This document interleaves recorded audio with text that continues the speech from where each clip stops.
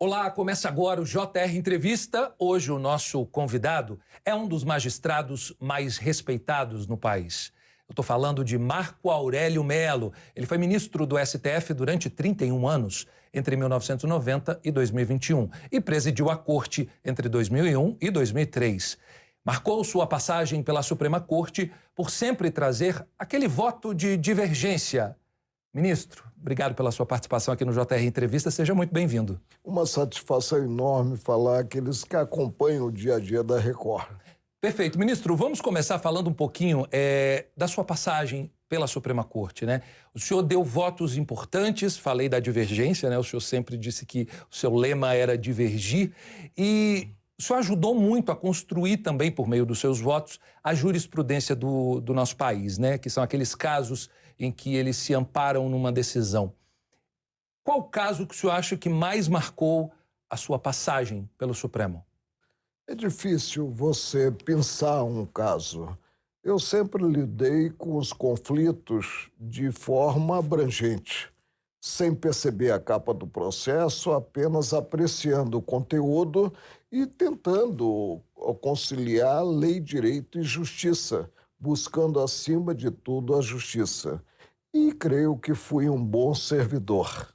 Perfeito. Olha, o Supremo Tribunal Federal, frequentemente, né, ele enfrenta questões complexas da nossa sociedade e muito polêmicas também.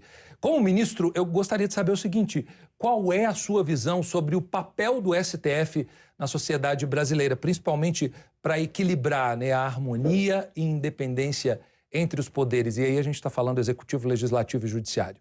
O papel é importantíssimo, porque ele tem a última palavra sobre o direito. E depois que ele bate o martelo, não se tem a quem recorrer. E o Supremo se tornou uma clínica geral, porque as controvérsias chegam ao Supremo, principalmente na área penal, de forma alargada. O ideal seria ter-se uma corte estritamente constitucional e deixar-se a prevalência do direito federal e também do direito estadual com os demais tribunais, principalmente com o Superior Tribunal de Justiça e o Tribunal Superior do Trabalho. Fala-se muito em ativismo jurídico, né? Que o Supremo ele termina, fala-se em legislando, vamos dizer assim, foge um pouco da função típica da Corte, que é a legislação, que é legislar, né? Um caso especificamente. Como é que o senhor vê essa atuação do Supremo? Ele é realmente muito... foge um pouco das suas atribuições ou não? Ele, na verdade, ele supre aí uma lacuna, um espaço deixado pelo Legislativo. Olha, não é bom ele suprir qualquer espaço que deva ser ocupado por outro poder.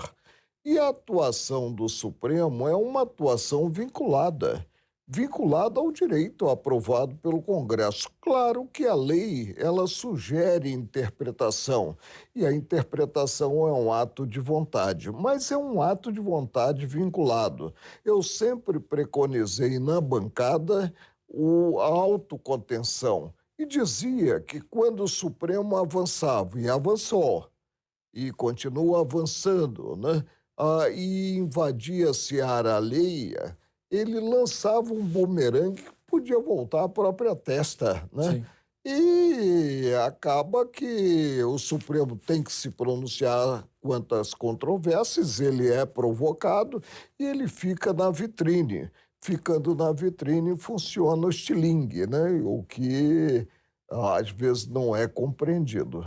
Nós temos no cenário nacional, né, sempre uma questão e sempre uma demanda por uma reforma política, judiciária, uma reforma tributária, enfim, tantas reformas que são necessárias. Especificamente no judiciário, o senhor que veio do judiciário, né, e o que o senhor acredita que pode modificar, o que pode ser melhorado no judiciário para que possa ser mudado, na verdade, o que pode ser mudado no judiciário para que esse poder seja aprimorado? O judiciário está muito bem estruturado. O que não se compreende é a sucessividade de recursos. E aí ter-se praticamente uma primeira instância, que é a pedreira da magistratura, o primeiro grau, ter-se a segunda, ter-se a terceira com os tribunais superiores e quarto, o Supremo.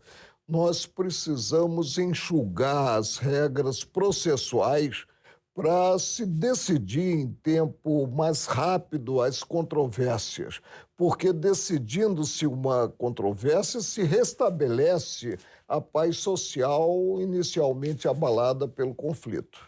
Perfeito. Ministro, a gente está falando agora também de um tema bastante atual, que é a indicação do ministro Flávio Dino, né, que ocupava, então, o Ministério da Justiça e agora segue como uma indicação muito forte do presidente Lula. Inclusive, já está indo, conversando com os senadores, que é o que todo indicado faz.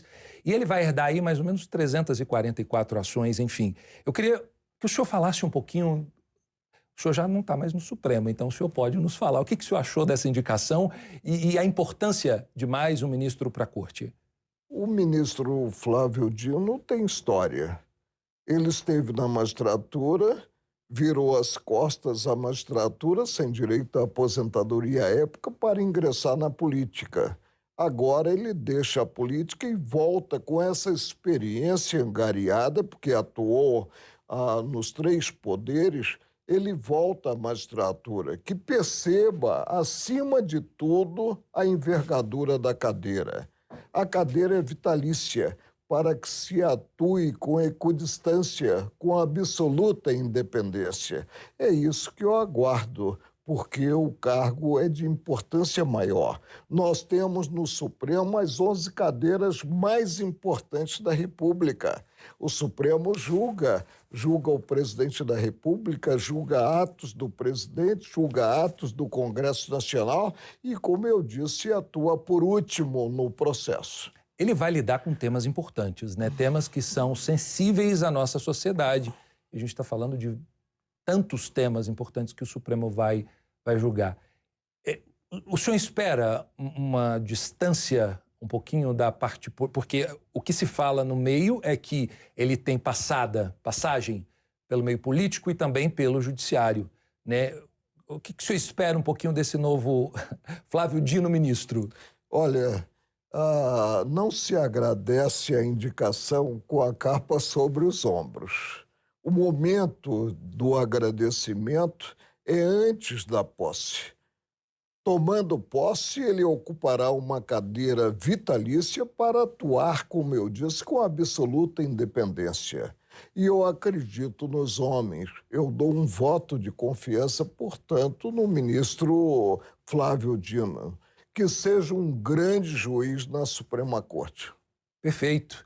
E você pode assistir ao JR Entrevista na Record News, no portal R7, no Play Plus, no Jornal da Record, no JR 24 horas à 00:30 e também em nossas redes sociais. Ministro, vamos falar agora de um tema muito importante decidido recentemente pelo Supremo Tribunal Federal, que é justamente a responsabilização das empresas de comunicação por uma fala, vamos dizer aí, uma fake news por parte dos entrevistados. Como é que o senhor considera essa decisão? O senhor estava me falando que via como um retrocesso, é isso? Fico à vontade para falar a respeito, porque eu não estarei criticando em si a decisão do Supremo e não caberia crítica. Eu fui relator do processo que deu origem a esse pronunciamento. E o caso concreto era emblemático quanto à liberdade de imprensa, à liberdade de expressão. Um jornal de Pernambuco, um veículo de comunicação, ele publicou uma entrevista, mas sem emitir qualquer entendimento quanto ao teor dessa entrevista. Indaga-se. Ele responde quanto às ofensas a terceiros, considerada a entrevista, se não participou, se não praticou qualquer ato, se não elogiou, se não endossou a entrevista, a meu ver, não, sob pena de você inibir a liberdade. O jornal não pode, a priori, saber o teor do que vai ser versado numa entrevista agora mesmo. Fazer inquisição do entrevistado, né? Pois é, aí é muito certo, difícil. É correto, o senhor assina? É muito difícil, pois é. Uma censura prévia. O senhor acredita que seria uma censura prévia? Sim. Eu acredito que é pior, porque cria embaraço à comunicação e inibe a comunicação que interessa aos brasileiros em geral, que tudo aflore para se buscar dias melhores. Agora, por que há de se votar numa situação como essa? Igual o senhor falou, nós temos direitos que são, o próprio Supremo estabeleceu isso, né? A ponderação de valores. Você prioriza um direito em detrimento do outro, um princípio em detrimento do outro.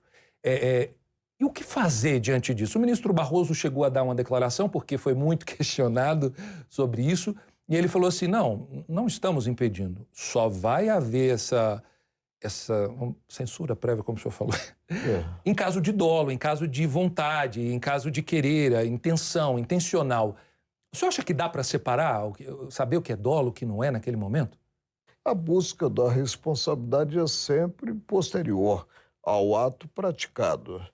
E nós precisamos imaginar que os juízes do país estarão julgando matérias, e matérias jornalísticas envolvendo poderosos no próprio Estado.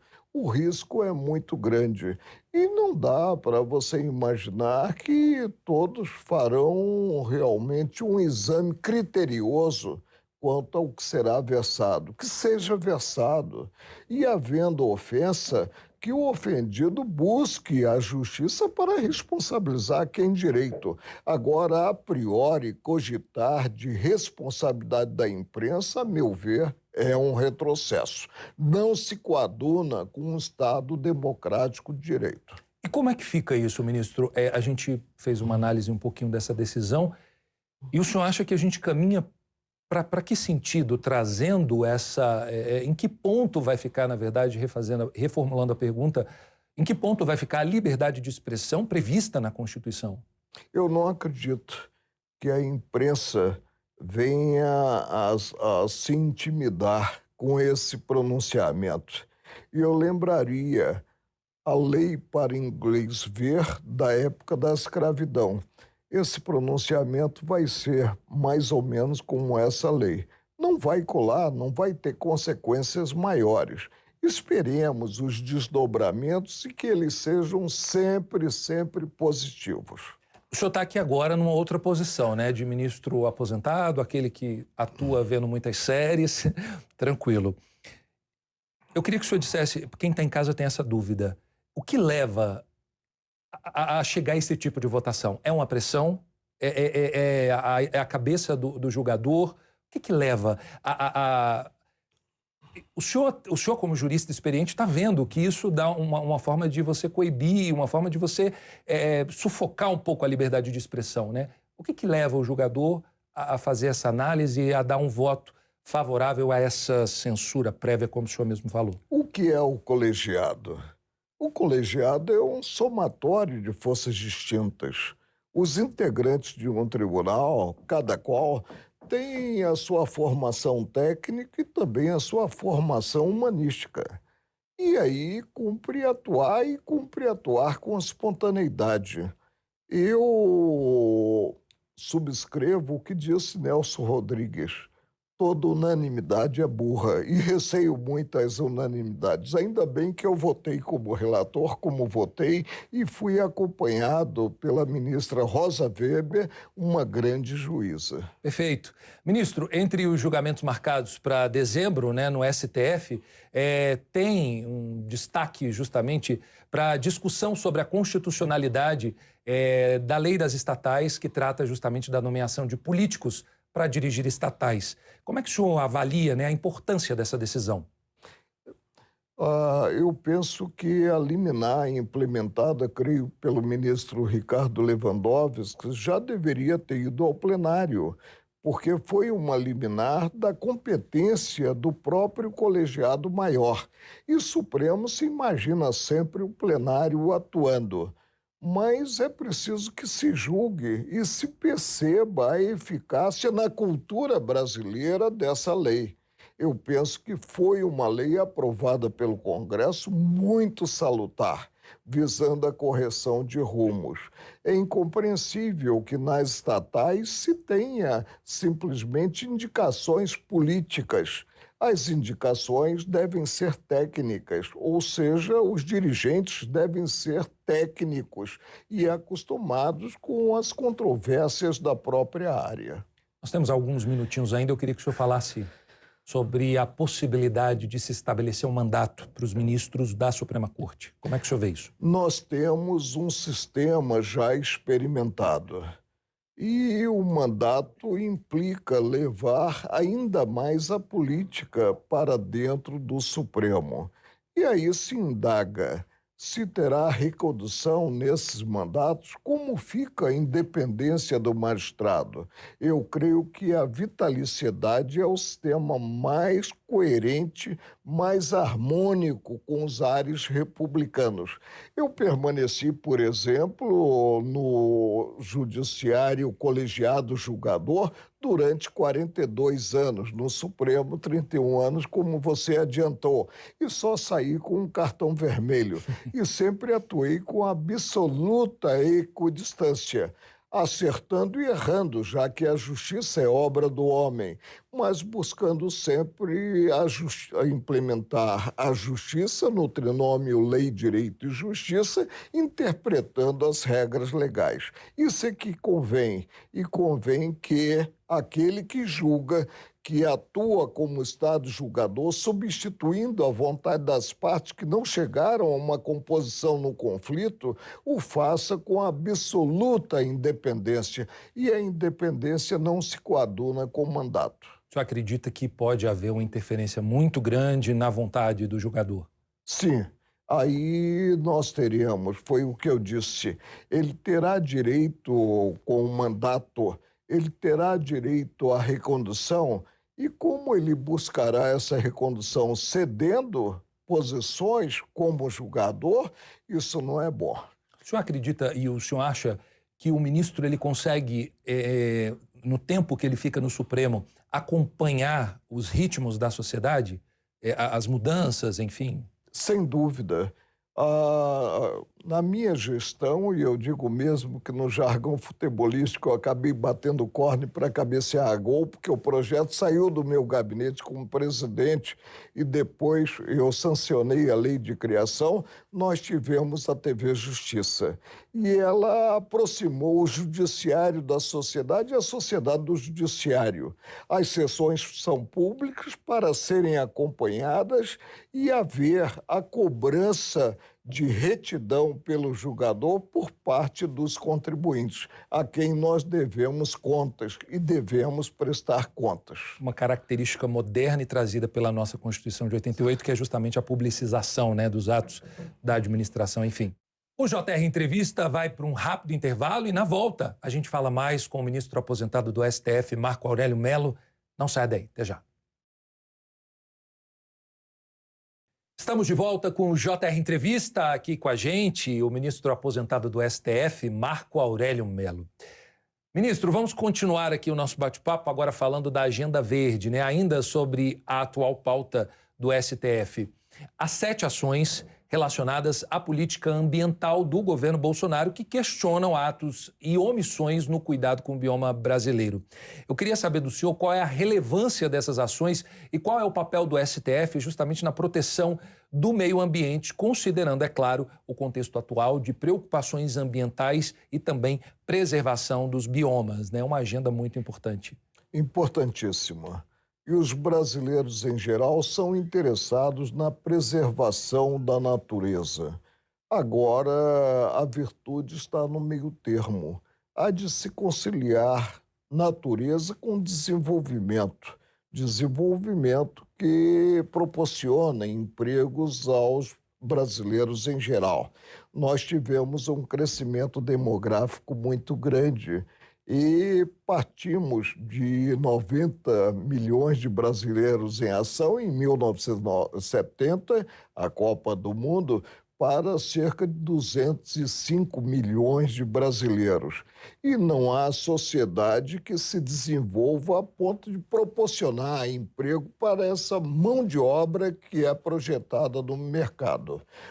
Então, eu repito, vamos conciliar, percebendo que a virtude está no meio termo, desenvolvimento e natureza, e cuidando da Mãe Terra, que é muito importante. Perfeito. Ministro, eu não sei se o senhor tem acompanhado, né, mas acredito que sim, a movimentação no Congresso Nacional relacionada justamente aos últimos dias, onde o presidente da CCJ, né, o senador Davi Alcolumbre, ele prepara mais uma votação de proposta que contraria o STF. A gente está falando da PEC antidrogas, que busca criminalizar a posse e o porte de qualquer substância, além de ter limitado decisões monocráticas no STF e outros tribunais superiores. Como é que o senhor avalia essas iniciativas, considerando esse contexto aí de tensão sempre que há entre poder legislativo e também poder judiciário, né? Duas pautas importantes. O Supremo, pelo julgamento, classificaria um percentual para se considerar a questão da droga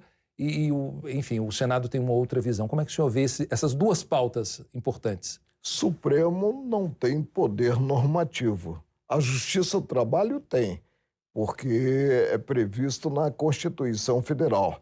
A normatização incumbe às duas casas do Parlamento, à Câmara dos Deputados e aos senadores. Hoje nós temos uma legislação que afasta a glosa penal em termos de cerceio à liberdade de ir e vir quanto ao usuário da droga.